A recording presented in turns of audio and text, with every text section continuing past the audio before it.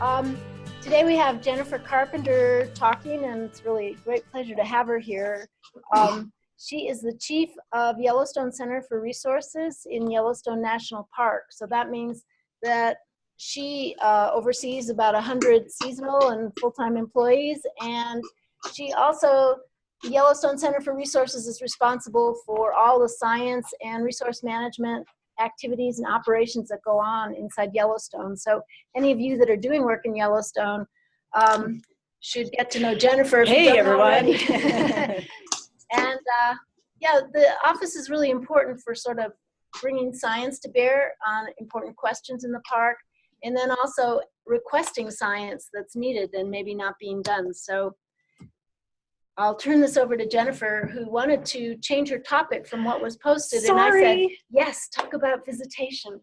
So thank you so much. Again, Jennifer Carpenter, Chief of YCR. I've been in Yellowstone about 5 years. I've been in this position about 3 years. I've been in the greater Yellowstone ecosystem almost 10 years. I worked at Grand Teton before coming to Yellowstone. So I've been here quite some time, and now I'm on the northern end of the ecosystem after spending a number of years in the southern end. I'm very happy to be here today, and I want to apologize for all those wildlife people that came thinking that I was going to talk about wildlife, transboundary wildlife issues.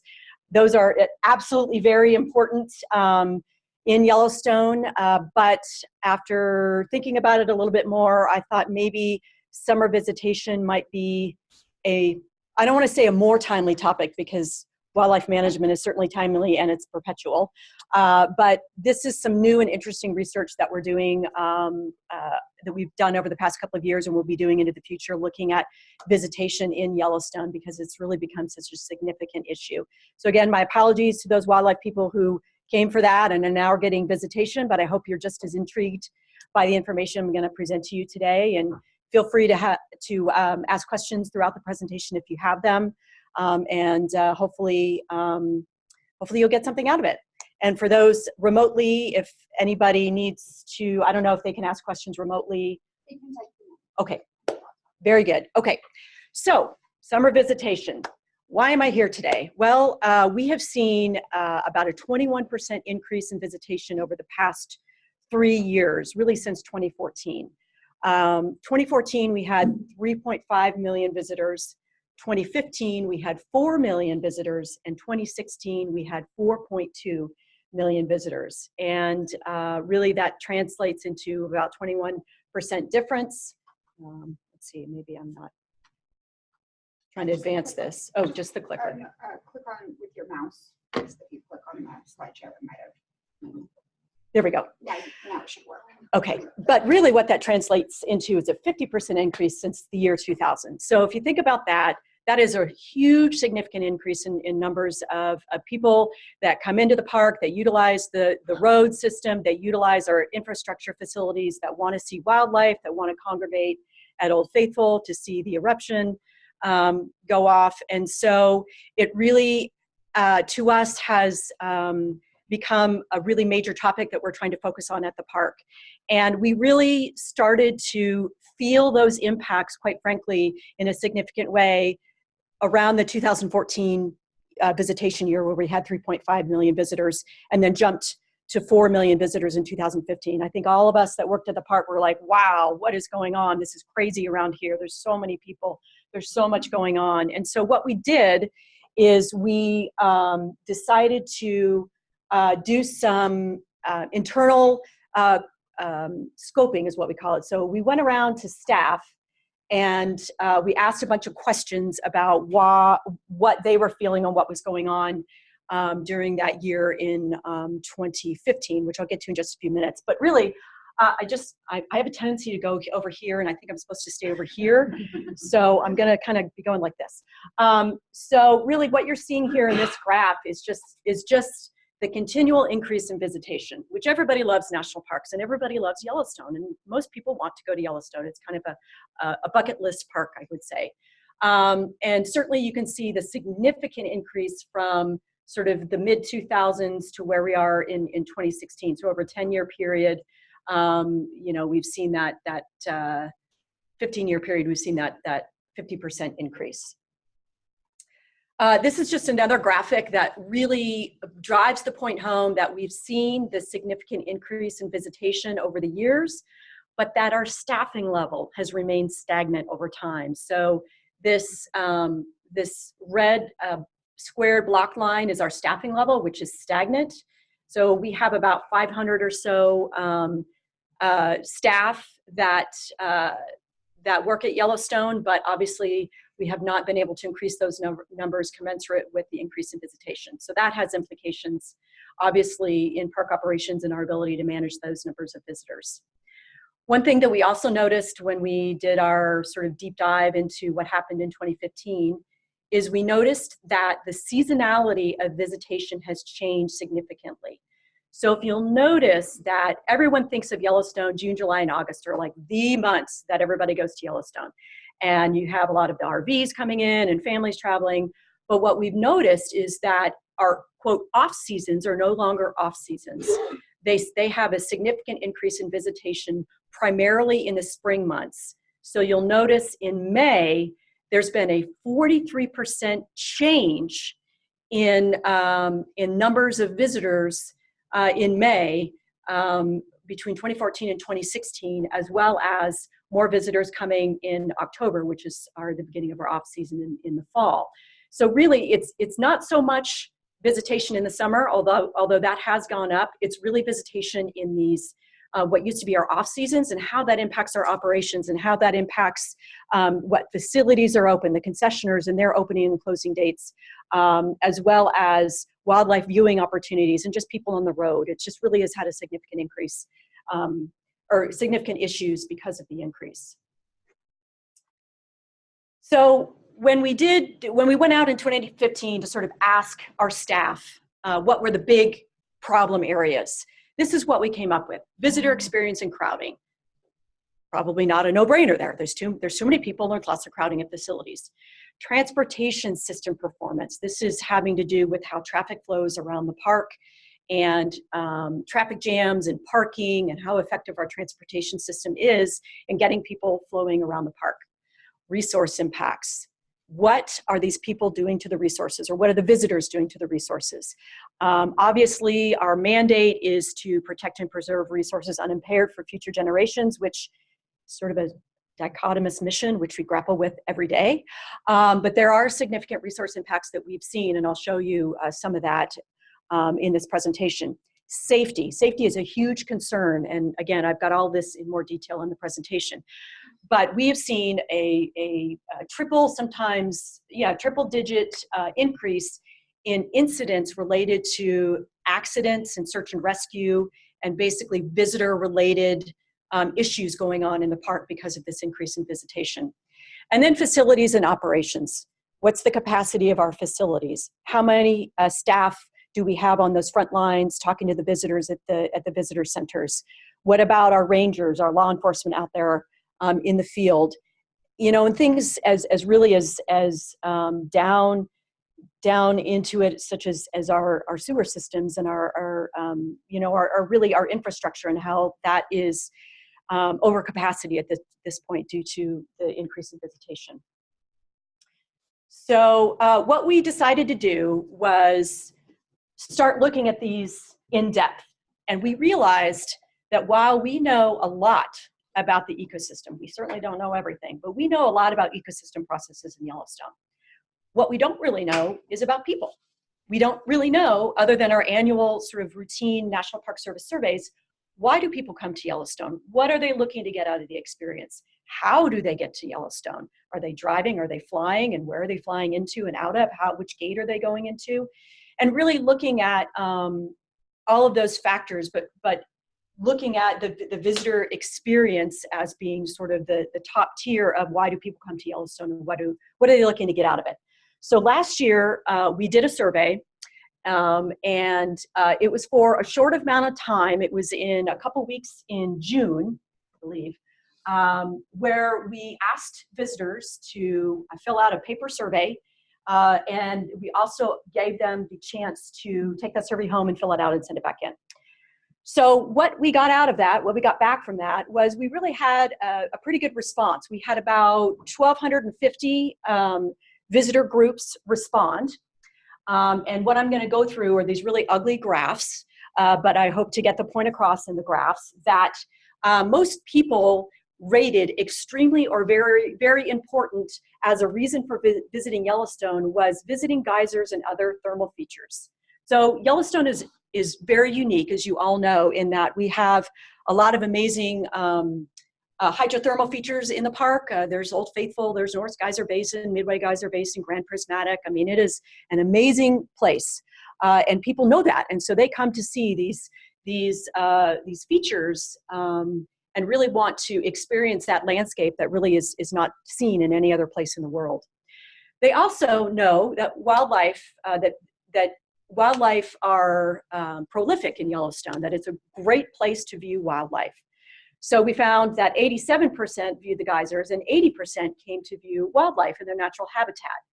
What we also found, which I don't know if it was interesting to us, but it really drove the point home that people are really looking to escape the city and escape those man-made built environments and looking for natural scenery and the sounds of natural quiet. So 75% of those surveyed rated natural scenery and the sounds of natural quiet, 75 and 74 respectively, as extremely or very important.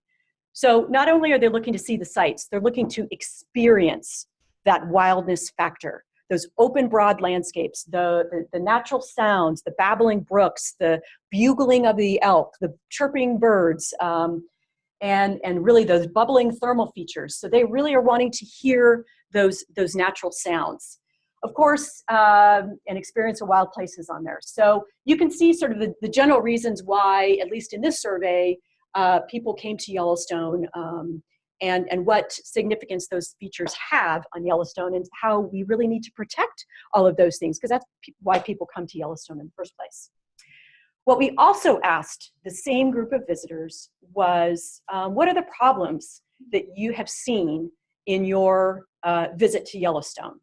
The highest percentage that rated it big or moderate problem was difficulty in finding a parking space. So if you've been to Yellowstone, which I'm sure all of you have, you know that at certain times of day, you're not going to find a parking place at Midway Geyser Basin or at Fairy Falls, or maybe even at the Mammoth Visitor Center. Old Faithful can get really, really full in the summertime. So difficulty in finding a parking space was the highest percentage of people rated that as a big or moderate problem. Too many people in the park, 56% said there were just too many people walking around.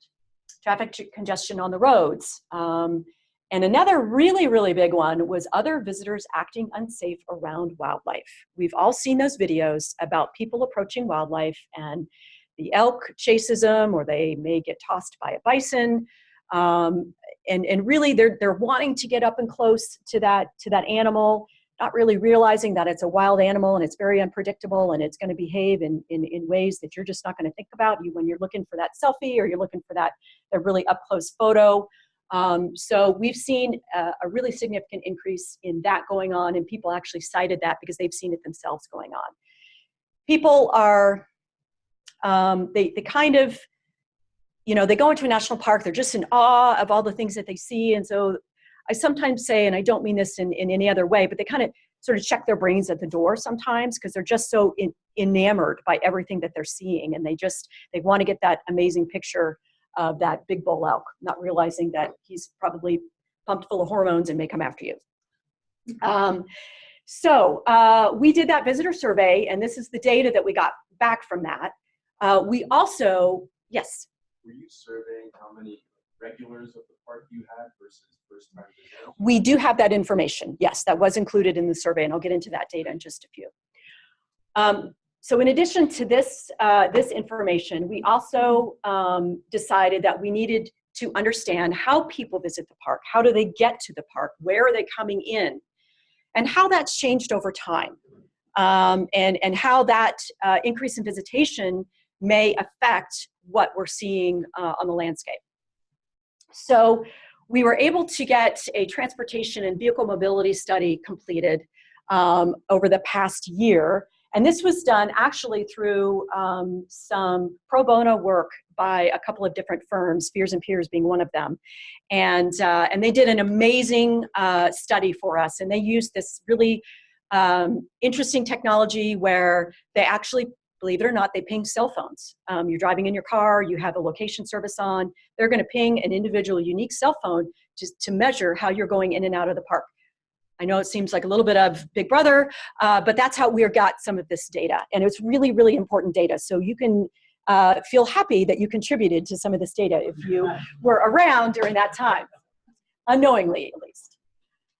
So what we found was that there are changing cross-boundary patterns in how people visit the park.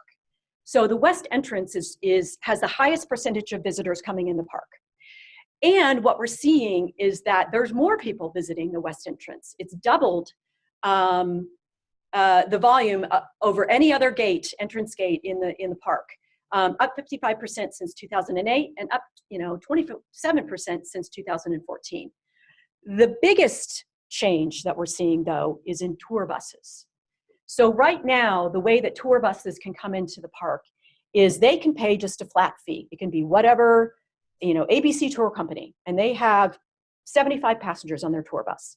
They can enter the park and pay a flat fee of about, I think right now it's about $350 for that load of people and go into the park without any other connection or any other information provided to them about the park, about park resources, about the rules and regulations. The driver may get a newspaper, but it's very unusual that the driver would grab a bunch of newspapers and hand them out, because a lot of the visitors actually are not English speakers, or that isn't their primary language.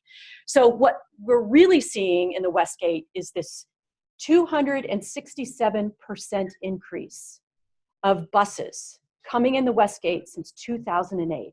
So if you think about that, so it's not individual cars, it's buses, and those buses are carrying 75 people, per bus, and they're all going in one entrance. And they're probably all going to Old Faithful and down that corridor. So think about the numbers of people that are getting dumped into the park, if you will, right at that entrance, and what that impacts do, or what those impacts are going to be throughout the whole system as they travel throughout the park. What we also collected data on and looked at was international visitation. So that accounts for about 17% of total visitation at the park. Of that 17%, about 50% of those come from Europe. However, 34% come from China. So that is a significant increase in Asian visitation over the past number of years. And that has a big impact. And I'll tell you why, because they're coming in on the tour buses and they're not getting the education and they're not getting the interpretive programs as they come in the park. They usually don't speak English, and they're relying on their tour guide to give them that information, and the tour guide generally does not. And so what we're seeing is cultural differences in the way that they move about the landscape, the way that they view things, the way that they operate near bathrooms, the way that they utilize the facilities. In fact, what we found was, because of the differences in Eastern and Western cultures, they have a different way of using the restroom. And I don't mean to get weird about that, but they use different styles of restrooms. They stand on their toilets versus we sit down. And what we found is that our toilets were breaking because they were standing on them. And so we have to recognize all of those cultural differences from these visitors that are coming in, and try to adapt to the different kinds of visitors that are coming in. So we did put some Eastern style restrooms at certain facilities throughout the park to see if that reduced the problem. And it actually has worked a little bit. But we also have signage up everywhere about the proper way to use the Western style toilets versus other toilets. And you don't really think about toilets, but toilets are a big deal. So we also looked at where they're coming in and the most used routes throughout the park. So just as I had mentioned, you get buses coming in at the West Gate, you get a lot of cars coming in at the West Gate, and where they're gonna go is they're gonna go to Old Faithful, or they're gonna go to the South Gate to go to Grand Teton National Park. So the most used routes, as I just mentioned, were West Gate to Old Faithful, West Gate to South Gate, and South Gate to West Gate. So And I'll show you on the next slide in more of a zoomed in, but essentially it's this corridor right here. So this is really getting the most heavily used, this is the most heavily used corridor within the park.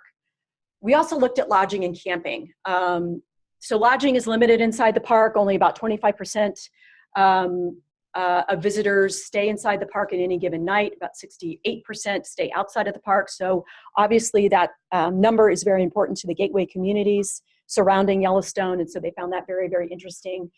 You can see by the numbers that West Yellowstone has about 3,000 overnights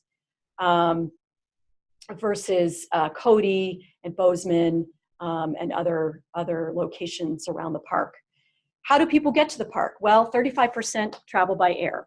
They come in via Jackson or Salt Lake City mostly, but also through Bozeman and Denver. And so that affects which gate they're going to come into, how long they may stay in the park, and the associated impacts of that. We also looked at, as I mentioned, the transportation system in more detail, and this little sort of C, as we call it, so this sort of loop. This is the interior park road, so it goes from west to Old Faithful, to West Thumb, to Lake, to Canyon, back to Norris, and to Madison and out. This loop was by far the most used loop in the park, with the highest entrance coming in, the highest number coming in at West Yellowstone. So we're calling this a focal corridor. And what this transportation survey showed us was that in this focal corridor, we are already over capacity on our road system, 30% over capacity actually. And with that being 30% over capacity, on most park roads, vehicles follow other vehicles 60 to 80% of the time. And they broke this down into road segment level of service, this LOS category ranking, which I won't really get into, but we are definitely in like the D range. We're in the bad range. We're not in the A range in terms of level of service with our road capacity and transportation corridors. And what they actually projected is, assuming there's going to be continued increase in visitation, moderate 3.7 to a more high 5.3% annual growth, we are expecting that all of our park roadways, so all of these roadways in the whole entire system, will have poor ratings or level service of D or failing by the year 2021, which is only just a few years away. So we're really, really at capacity with our road system right now. So, you know, this picture just illustrates, and this isn't even a really bad bison jam. This is kind of a moderate bison jam. If this were to be a really, really bad one, you would see cars all the way over roads and then back. This is in Hayden Valley. You would just see backups miles and miles. I've been in a 5-mile, 2-hour bison jam where you're just sitting there for hours at a time. And the shoulders, you know, you can't go around via shoulders and you can't pass. And even though it's really exciting to see bison, it gets really, really frustrating for visitors who have to sit in their car. And sometimes they can't see up ahead and they don't even know why they're waiting in this long line. So that's what we're talking about with transportation issues. Park resources. What's happening to the resources? From all these people and all this traffic and all this congestion, what's really going on out there? Well, we have started to look at resource impacts through doing some social trail mapping, looking at vegetation loss, looking at denuded vegetation along roadways, impacts to thermal features, looking at the data behind human and wildlife interactions that I spoke about earlier, and then really sort of resource theft, vandalism, and backcountry issues. One of the biggest issues that we are finding is the increase in social trails. And as you see, this figure, we have mapped all the social trails around the road system and really have found that it mirrors where we have a lot of the big transportation problems and where people are really just parking on the side of the road anywhere. Doesn't matter if it's a wetland or a thermal feature or whatever, they're just parking because they want to go see what they want to see. And the parking lots are full. So we've really found that these social trails mirror the road system. And again, that tells us that our road system and our parking infrastructure is just at capacity or above capacity. Social trails are ones that just aren't controlled, people just go. Right, so we have our designated trails. They're maintained, they're built to specifications, they're built to handle a certain number of people, they're built to avoid sensitive resources like wetlands or thermal areas or particular wildlife habitat or nesting areas. These are just, people pull up on the side of the road, they get out of the car and they walk straight to whatever location or attraction that they want to see, not thinking, oh my gosh, I'm walking across a wetland, or there's a thermal feature, or there's sensitive vegetation, or whatever. And so, as you know, people park sort of haphazardly when they're parking on the side of the road, and so we see social trails going like in every direction. And so there's a lot of trampling of vegetation, and in a lot of areas it's just dirt. And then you get the possibility and the conditions ripe for invasive species to come up, which is really, really what we don't want in this park. We're fighting it tooth and nail to really reduce the presence of exotic vegetation inside the park. And social trails are really, they are the, one of the most significant recipes, if you will, for exotic species invasion. There was a hand somewhere? No, okay. So this is just a short list of resource impacts. And really, we haven't done any studies tied specifically, like wildlife studies. We haven't been able to, at this time, initiate any studies that link significant impacts to wildlife populations and visitor use. That's going to be a little bit tricky. It's easier with the vegetation. It's a little bit harder with wildlife because they move around. But we do know that wildlife are being disturbed, if you will, certainly by bison jams along the road or bear jams. Say there's a sow grizzly bear and she's got a couple of cubs with her and she just wants to get across the road, but there's visitors lined wall to wall on that road. How's she going to get across safely? And that's where our rangers come in, and they need to work that bear jam, meaning keep the people away from the wildlife and allow that animal and her cubs to cross the road safely and really unharassed. But unfortunately, when you have rows and rows and miles of people in cars, you need a lot of rangers to do that. And so becomes a staffing issue and an operations issue. So they're all really interrelated, but we're trying to sort of understand how that system works and what's really going on with all the impacts across the park in a variety of different ways. So this is an example of some of the resource impacts. So this is people going to the bathroom in the woods, essentially, and leaving toilet paper on the ground. So they're not using the restroom facilities. Unfortunately, we do find that this happens with bus tours more often than visitors in individual cars, because you get 75 people stopping at one pit toilet. And they've got to go to the bathroom. Where are they going to go? They're going to go in the bushes. And they're not going to clean up that toilet paper, and they're going to go wherever they can go. So that's a really big issue. We have, off-road parking. This person obviously is not parked in a safe area or a designated parking area. So again, these are just some of the photographs of examples that we see of these impacts of increased visitation. This is destruction of the bacterial mats and some of the thermal areas. So there's some graffiti that you see on there. Even though we have do not mark bacterial mats, people do it. So visitors behaving badly, that's really become an interesting phenomenon, is that we do have people that are not paying attention to the rules. And we don't know really why that is, but it's going on, and it's going on in increasing numbers. And we don't know if it's a language barrier. We don't know if it's just too many people and too many crowds. If it's an appreciation of the resources or not understanding, we don't really know, but we are seeing an increase in thermal feature vandalism and people going off boardwalks into thermal areas, even though the sign says stay on the boardwalk, people not realizing that they can actually die by walking into thermal areas. We had somebody die last year that went off boardwalk and fell into a pool and died. Essentially, that was last fall, I think. So that's going on. And we really need to get a handle on that. But again, that also takes education, that takes messaging, that takes ranger staff, that takes all kinds of operational capacity to educate visitors to reduce those impacts. So safety, what are the impacts to safety for visitors and staff because of this increase in visitation? And the graphic I'm going to show you next really, for me, drives the point home of how increased visitation can have a significant impact on safety.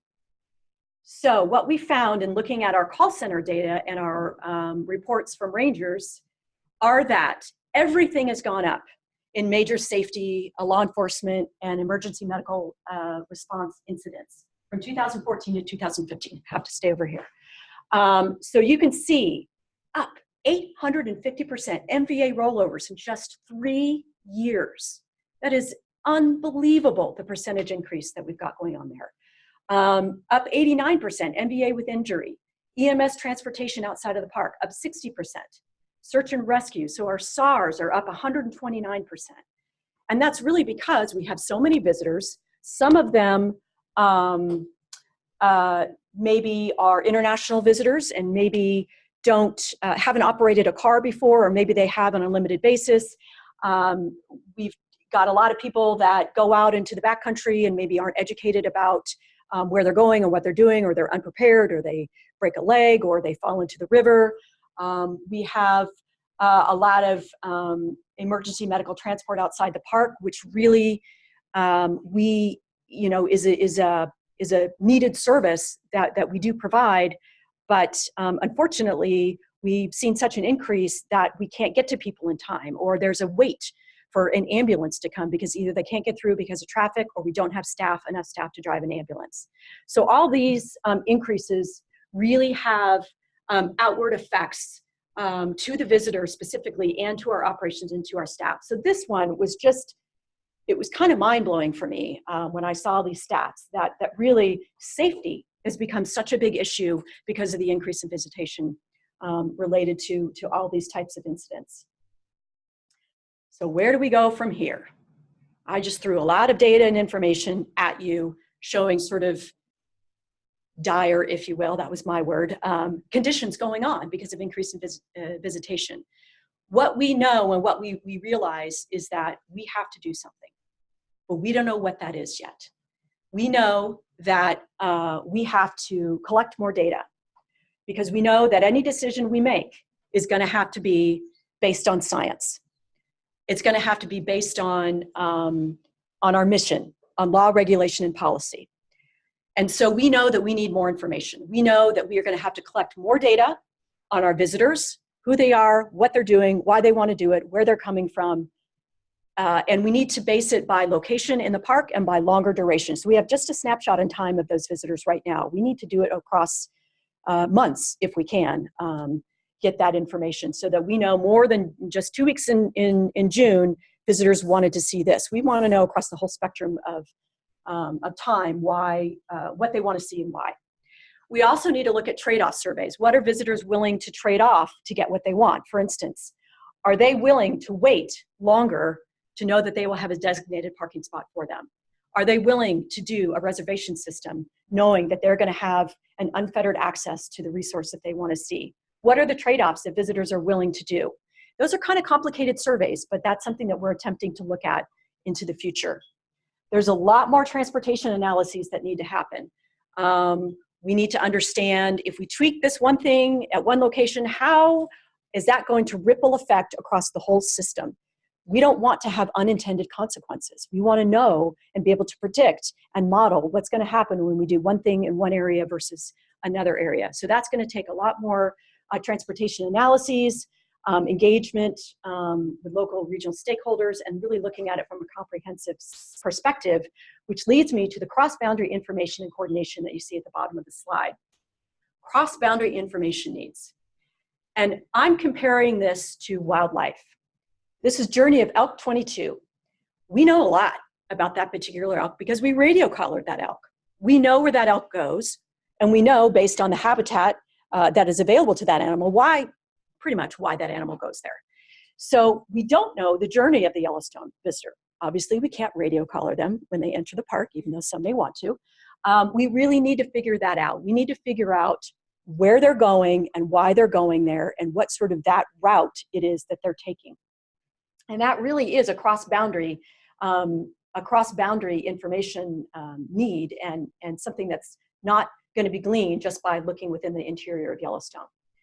Other cross-boundary information needs are regional transportation patterns. What's going on in Idaho Falls that's going to influence the West Gate? What's going on in Bozeman that's going to influence not only the West Gate, but the North entrance? How many people are coming into Bozeman? How many people are coming into Idaho Falls, et cetera, in terms of looking at transportation corridors on those gateway communities. We're going to be working with federal highways a lot more at sort of long-range transportation planning. We're going to be doing more geospatial modeling of transportation patterns, really looking at a metadata, a big data approach of transportation throughout the whole greater Yellowstone ecosystem so that we can better understand what's going on in the transportation systems and how that translates to visitors coming to Yellowstone and what those impacts are. One thing that we haven't looked at yet, which is an absolute necessity, is the socioeconomic impacts of the park, of visitation, and how that translates to impacts to the park, and how that may be molded into solutions. So we know that if we come out of the gate and say, we're going to limit visitation, we know that there's going to be significant pushback from gateway communities because of the amount of tourism dollars that the park brings in to those communities. So we really need to be armed with data and information to make educated decisions about what we may want to do and how we may want to address this in all sectors. So socioeconomic is a really big part of any decision-making process that we would pursue. Currently, right now, we are what we're calling a pre-planning phase. And really that just means we're gathering information. We're talking to our gateway communities. We're developing some sort of planning process. We're planning to plan, if you will. We're determining priorities and objectives of what we actually want to look at with visitor use and how we're going to look at it. Are we looking at it at a comprehensive park-wide scale, at a regional scale, or is that just too much to bite off? Are we going to have to look at it at individual locations, at Old Faithful, at Midway Geyser, at Canyon, at Mammoth, and just do localized strategies at those particular areas, but what are the consequences of those localized strategies to the whole system? We don't know that. It's a big sort of mind-bending project or thought to think about of how we address this system or address these issues system-wide. So in this next year to 18 months, we are looking at a possible suite of actions. So we're not getting into, we're going to do them. We're looking at brainstorming. What can we do? How can we do it? What are the ways in that we can do it? Is it feasible? Is it totally not feasible? Is it expensive? Is it, what are the impacts, potential impacts going to be? So we're starting to look at that kind of stuff and talking to stakeholders and gateway communities along the way so that nobody is surprised by potential strategies that we may come out with. We want to bring everybody along with us. And we want to inform the local communities and stakeholders about our issues and our problems, which is part of the reason I'm doing this presentation today, and have them be a part of the solution, because we can't do it in a vacuum. It takes everybody to, collective brain power to come up with these solutions. So really, for me, what it comes down to is the park and the Park Service and the Park Service mission. And Yellowstone is the world's first national park. It's an amazing place. There's no other place on the planet like Yellowstone. And really, we really want to do right by the park, obviously, and we want to make the right decision that protects the resources, but allows for that visitor enjoyment. Written on the arch there in Mammoth, for the benefit and enjoyment of the people. That really is our mantra and our mission, is protect resources and provide for the benefit and enjoyment of the people. And that's what we're doing this for. That is the big umbrella that we are looking at this problem we're looking at under that umbrella. So that's all I've got. I'm happy to entertain questions or have further discussion. We have about 15 or 20 minutes.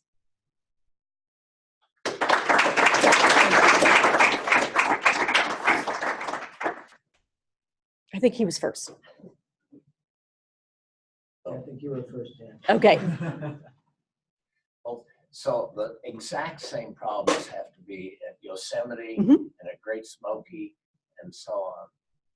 So it's a very broad problem. It and is. I suppose you must be working with those people on solving their problems. Well, we are. Interestingly, most of the big parks have not, they've grappled with the problem, but they haven't come up with any plans yet. So Yellowstone is the first of the big parks to really kind of take this on. But some of the smaller parks are taking it on, like Zion has got a new plan out on the street looking at reservation systems. Muir Woods has a potential reservation system that they're looking to implement. The difference with those parks is they're much smaller and have somewhat less visitational. Zion's got a lot of visitation, but they're in and out parks. So Zion is, it's an in and out canyon, it's an in and out valley. So they have different issues and strategies they come up with. Yellowstone is 2.2 million acres. We have 6 entrances, I think, if I'm counting right, 5 or 6 entrances off the top of my head. And so we have a whole different ballgame in terms of managing entry and exit and number of visitors. And so it's going to be, everybody in the Park Service is really watching, I think, to see how we're going to tackle this problem. And I myself am actually on a regional team, the Intermountain region, which is based out of Denver, to look at visitor use in the Intermountain region. So all the Intermountain region parks, which includes Grand Canyon and Bryce Canyon and Zion and Rocky Mountain and all the Intermountain West parks, in looking at how parks are going to tackle visitor use. At the national level, there is also recognition that this is a big problem.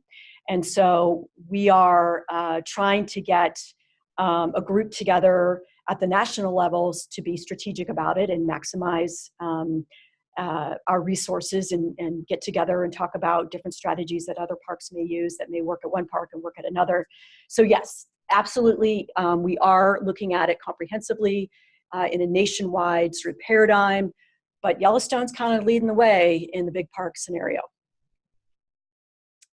That's why it's so hard, because we don't have a roadmap. You had a question. Well, that kind of answers my question. I thought the parks were kind of stagnant in visitation. Not at all. So I am 3 years behind.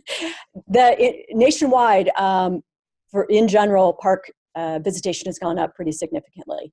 And I'm sure that there have been some, I don't think there have been any real in-depth studies as to reasons why, but that maybe people have sort of looked anecdotally at reasons why. And we don't know really why that is.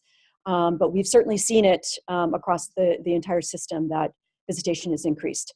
Now, in 2017, so for this year, we've actually seen the numbers decrease from last year, but it's still the second highest number of visitors on record for 2017. So we came down a little bit from last year, but we're still higher than any other year that preceded 2016.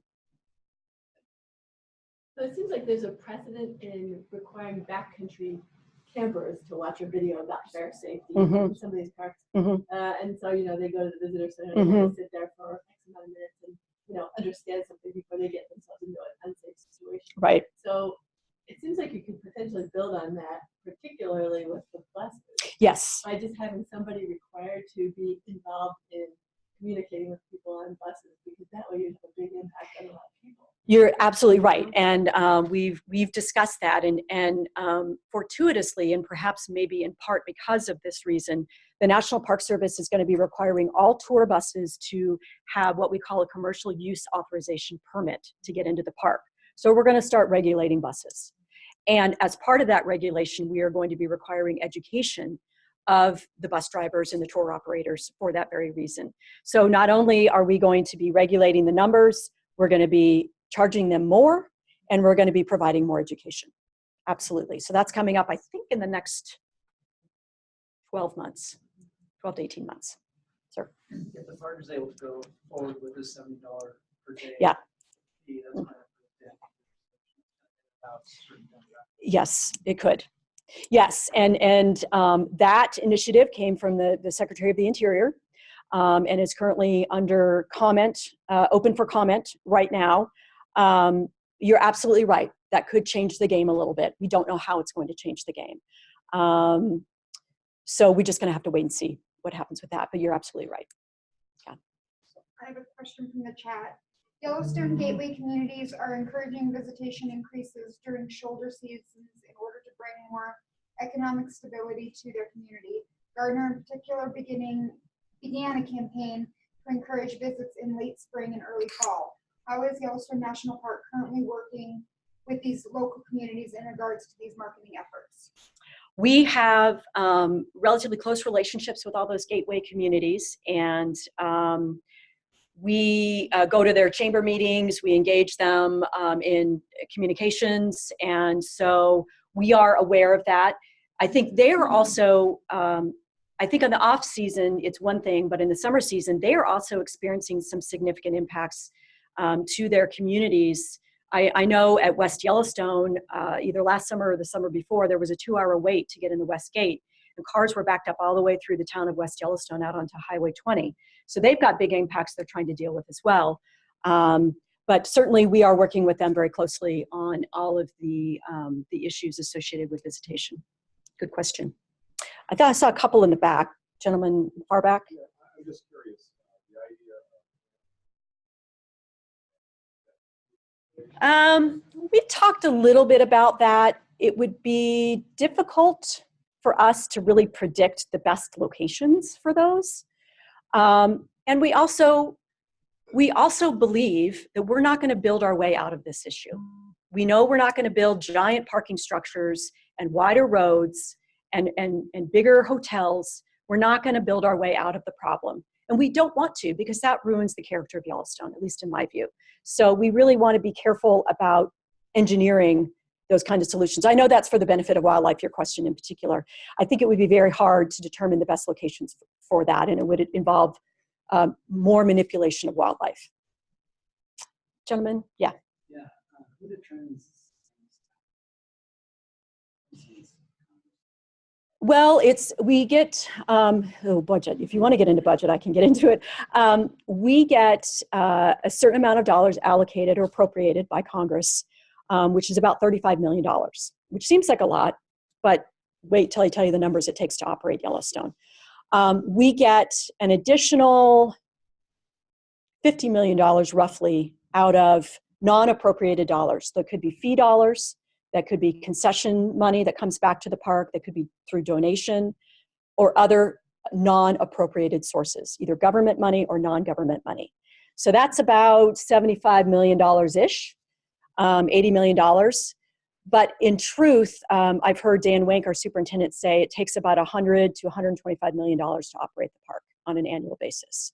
And if you think about it, on any given night in summer, there's probably 50,000 people in the park, be it visitors or overnight guests. So that's kind of a, mid-sized city. That's probably the size of Bozeman. So, you would think that budget is pretty comparable to the number of people in the area. When it comes to staffing, we have what we call FTEs, which are full-time equivalent jobs. And we have a certain number that we have allocated to us, if you will.